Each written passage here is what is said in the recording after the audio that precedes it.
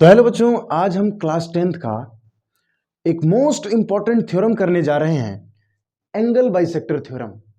तो सबसे पहले ये समझते हैं कि एंगल बाइसेक्टर थ्योरम कहता क्या है। मान लीजिए हमारे पास एक ट्रायंगल है, उस ट्रायंगल में किसी एक एंगल का अगर मैं बाइसेक्टर ड्रॉ करूं तो वो बाइसेक्टर उस एंगल के अपोजिट साइड को किसी पॉइंट पर टच करेगा और उसको कुछ रेशियो में, उस साइड को कुछ रेशियो में डिवाइड करेगा। तो ये जो रेशियो आया है इन दोनों, ये जो रेशियो आया है इस साइड का, वो उस ट्रायंगल के बाकी साइड के रेशियो के बराबर होगा, बाकी साइड के रेशियो के बराबर होगा। मतलब मान लीजिए ये मैंने ट्रायंगल का नाम दे दिया ए बी सी। मैंने क्या कहा कि एंगल ए का बाइसेक्टर उस एंगल के अपोजिट साइड यानी बी सी को पॉइंट डी पर मान लीजिए टच कर रहा है। तो ये जो पॉइंट डी है वो बीसी साइड को कुछ रेशियो में डिवाइड करेगा, यानी मान लीजिए रेशियो हमारा बीडी अपॉन डीसी आ रहा है। तो ये जो रेशियो हो रहा है वो रेशियो इस ट्रायंगल के बाकी जो दो साइड्स बचे हुए हैं ना, उनके रेशियो के बराबर आएगा, यानी ए बी बटा ए सी के बराबर आएगा। यही चीज हमें एंगल बाइसेक्टर थ्योरम में प्रूव करना है। तो सबसे पहले हम मान लेते हैं कि हमारे पास एक ट्रायंगल दिया हुआ है, यहां पर नहीं,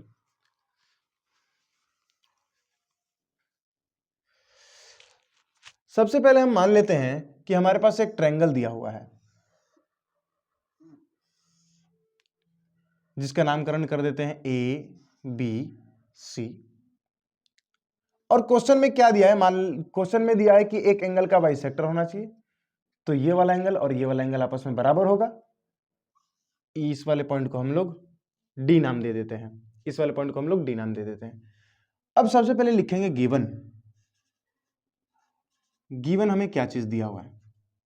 गिवन हमें दिया है अ ट्रायंगल एबीसी, एक ट्रायंगल एबीसी दिया हुआ है in which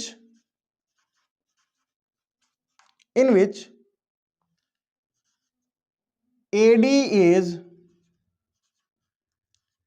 bisector of angle A, जिसमें एडी जो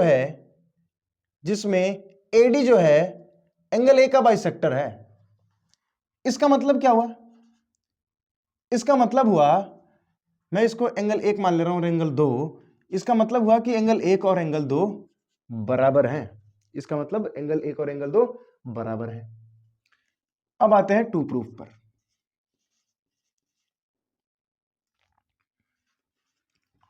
हमें प्रूफ क्या करना है? हमें प्रूफ करना है कि अगर ये दोनों एंगल बराबर हैं, तो BD अपॉन DC, यानी BD और DC का रेशियो बराबर होगा AB अपॉन AC के रेशियो के, AB अपॉन AC के रेशियो के, ये बराबर होगा। ये चीज हमें प्रूव करना है। तो इसमें हमें एक कंस्ट्रक्शन करना पड़ेगा। क्या कंस्ट्रक्शन हम लोग करेंगे कि ये जो लाइन दिख रही है AD, उस AD के पैरेलल पॉइंट C से, एक दूसरी लाइन ड्रॉ करेंगे, तो मान लीजिए मैंने यहां पर एक लाइन ड्रॉ कर दी, ठीक है, और इसको हमने मिला दिया इस पर, इस वाले पॉइंट को हम नाम दे दे रहे हैं E, ठीक है, E नाम दे दे रहे हैं। तो इसमें हमें एक कंस्ट्रक्शन करना पड़ा। क्या कंस्ट्रक्शन किया हमने कि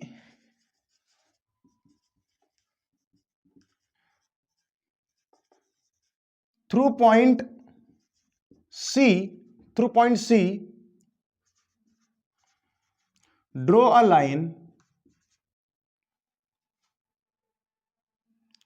CE। हमने पॉइंट C से एक CE लाइन ड्रॉ किया,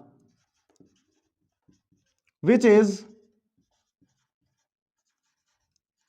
parallel to which is parallel to AD, which is parallel to AD।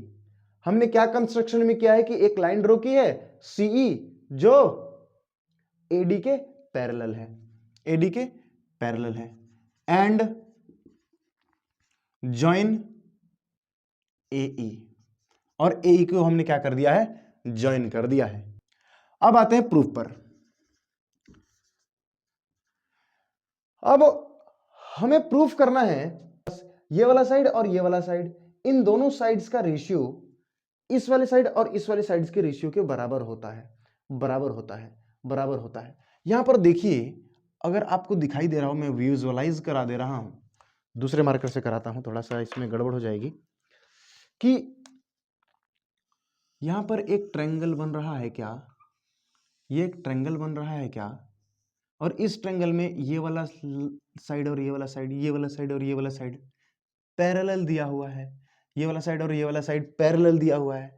तो मैं बीपीटी यानी थेल्स थ्योरम का यूज करके मैं ये बोल सकता हूं कि किसी ट्रायंगल के अंदर अगर ये वाला साइड और ये वाला साइड पैरेलल है तो इस साइड का रेशियो और इस साइड का रेशियो बराबर होगा, ऐसा मैं बोल सकता हूं।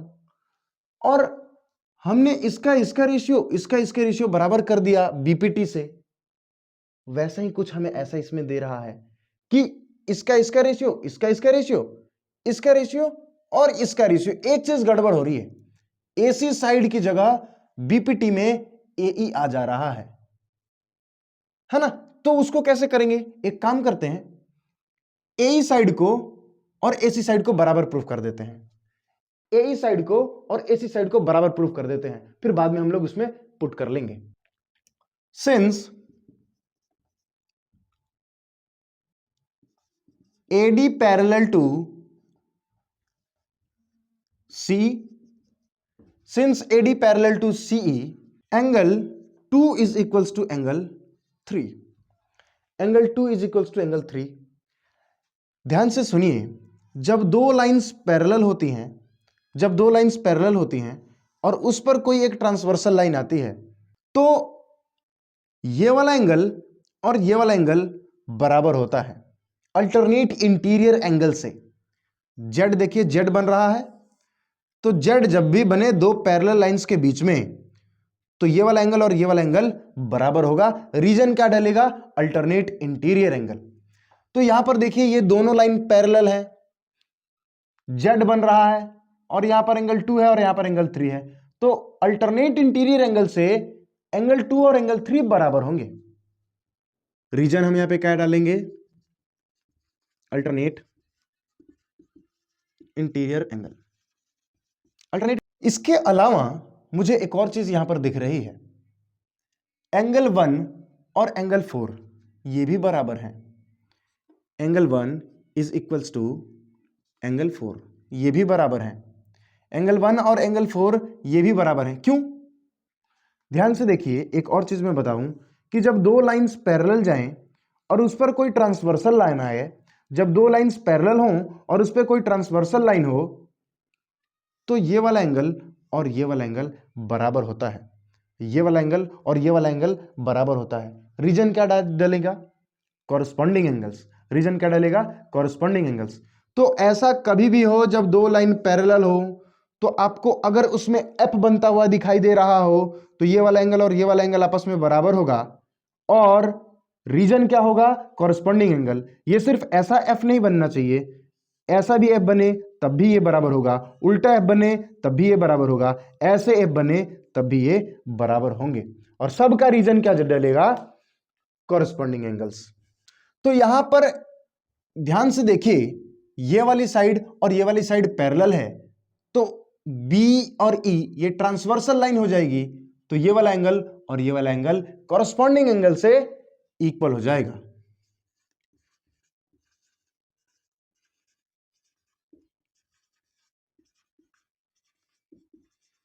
कॉरस्पॉन्डिंग एंगल से क्या हो गया, ये दोनों एंगल्स बराबर हो गए। अब गिवन में हमें क्या दिया हुआ है कि एंगल 1 और एंगल 2 बराबर है, एंगल 1 और एंगल 2 बराबर है, तो एंगल 1 और एंगल 2 बराबर है, जब ये दोनों एंगल बराबर हैं तो 3 और 4 भी तो बराबर ही होंगे। जब ये दोनों एंगल्स बराबर हैं तो 3 और 4 भी तो बराबर ही होंगे। As we know angle 1 is equals to angle 2 by given, so angle 3 is equals to angle 4, angle 3 is equals to angle 4, तो इसलिए एंगल 3 और एंगल 4 बराबर हो गए। अब जब एंगल 3 और एंगल 4 बराबर हो गए तो इस ट्रायंगल के अंदर देखिए ACE वाले ट्रायंगल में ये वाला एंगल और ये वाला एंगल बराबर है, तो ये वाला साइड और ये वाला साइड क्यों नहीं बराबर होगा? आइसोसेलेस ट्रायंगल बन रहा है। AE बराबर AC, रीजन क्या डलेगा? रीजन क्या डलेगा? Sides opposite to equal angles, sides opposite to equal angles are equal,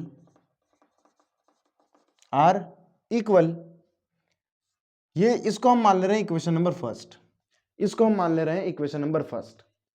तो यहां पर हमने इस वाली साइड और इस वाली साइड को इक्वल प्रूफ कर दिया, इक्वल प्रूफ कर दिया। अब देखिए नाउ इन ट्रायंगल BCE, इस बड़े वाले ट्रायंगल के अंदर अब आते हैं कि सिंस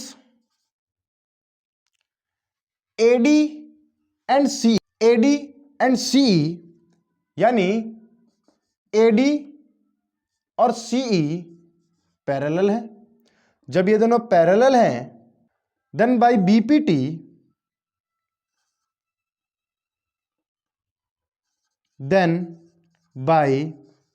BPT, थोड़ा कैमरा नीचे कीजिए,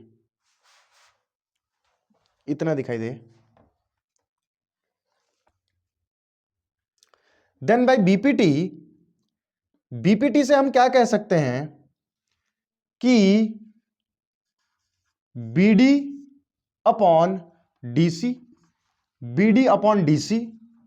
is equals to BA upon AE, हम ऐसा कह सकते हैं। BA की जगह हम AB लिख लेते हैं क्योंकि हमें बेसिकली AB लिखना है, तो AB अपॉन AE, ठीक। तो हम BPT से हम ये बात कह सकते हैं, तो इसमें एक और चीज देखिए, so BD upon DC is equals to AB upon AE, को मैंने AC लिखा था तो AE की जगह मैंने AC लिख दिया, रीजन डालेंगे by equation first. Equation first में मैंने